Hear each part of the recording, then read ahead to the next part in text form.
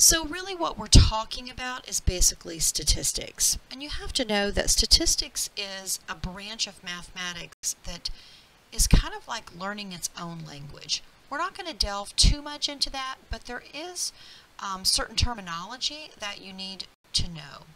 First of all, we need to know the process of doing statistics, that we teach our children to ask questions, and that we can answer those questions by collecting data, so through questionnaires or surveys or gathering some sort of data. Then we collect our data and we analyze it, and we use specific types of things to analyze, like graphs.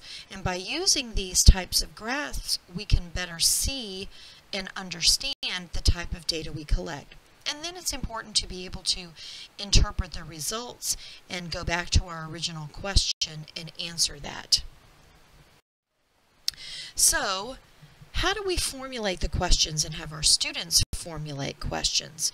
Well, first of all, they should be given opportunities to generate their own questions, such as, what's your favorite topping on pizza? And so you might have a survey in your class, or ways children get to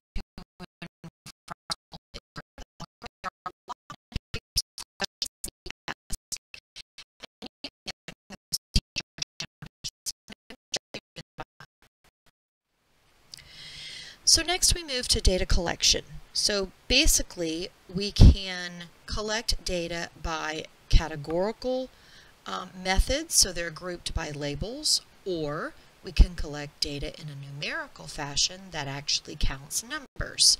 So you can look at the different types of data that we can collect here and how they might look. Then we must learn to analyze. And part of analyzing is just classifying, just making decisions about how to categorize things. So you might use graphic organizers in your classroom to help you to be able to help the children learn to analyze certain types of data. We also use graphical representations to analyze data. And so we teach our students different types of graphs, such as the bar graph, the line graph, the circle graph, pictograph, different things like that. Even stem and leaf plots, get familiar with those as well. However, what we really need to teach them in addition to those is, how do you know what graph to use in representing certain data? And that can be a little more difficult. And so we are going to learn in this chapter how we can help students make those decisions.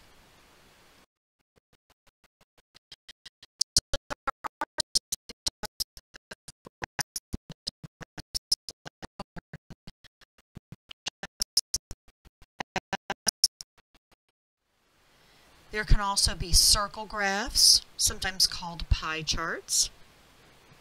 It's important to remember with circle graphs or pie charts that these are typically percentages and they're taken out of 100. Then there are line plots. There are histograms. We don't usually deal with those too much, but some grade levels might touch on those, as well as box plots. I don't remember doing either of those very much at all in elementary school. However, we do deal with stem and leaf plots. So it's important to understand how to read those. Basically, the stem represents the tens column and the ones represents the ones column. So it looks like on this particular stem and leaf plot that we have no numbers in the 30s or 40s.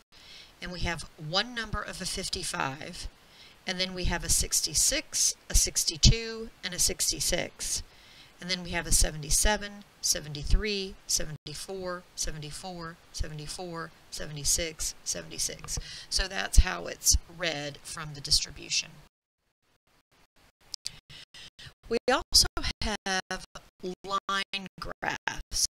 Now it's important to remember that line graphs show changes over time. That's how you decide whether or not you do. So data analysis, what we want to teach the students to do is to learn about the measures of central tendency and variability, and that means using mean, median, mode, and range. What we're trying to see is basically what numbers look like in compared to the average, or in compared to the one in the middle, or compared to the one that's used most often. So variability asks us to make some decisions, okay? Do we include on any outliers or extremes? For instance, let's say that you have phrase.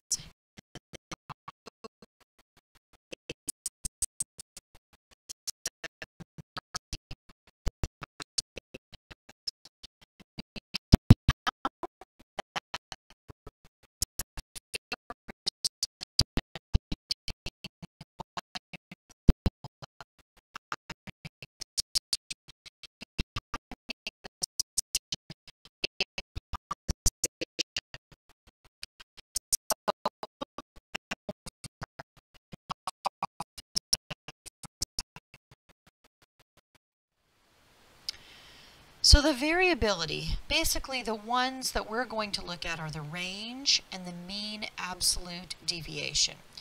Now the range is basically the difference between the highest and the lowest data point, and it's related to the median. The mean absolute deviation is related to the mean, and it tells you how far away each of the numbers are from the mean. So you have to get the mean first, and then you look at that deviation from the mean. There is actually a video on this page that will show you exactly how to use this. This is a lesser used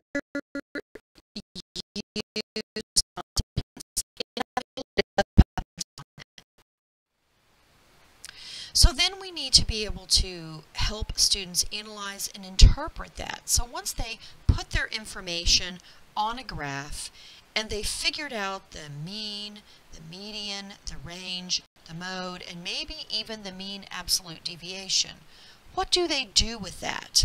We should teach them how to answer and ask questions about the mathematical ideas. We should teach them to think about the context of the situation and what can be learned from the data.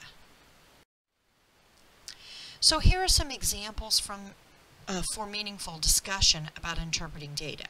So what do the numbers tell us about our class? So maybe you did a survey about the class, about the pizza. What do the numbers tell us? Or about what method of transportation they use. How do the numbers in the graph compare to this one? So maybe you have the teacher next door to you and then your class, and you're going to compare those two. What's the difference between the most popular forms of pizza in each class? Does the data cluster anywhere? So are you seeing, let's say you went back to your spelling test data, do you see the data cluster around any certain grade? Because that's going to tell you about outliers. Is there anything the graph doesn't tell you? Maybe it doesn't tell you whether or not someone actually likes pizza. What new questions do you have? And what did the author really want us to know about this particular graph?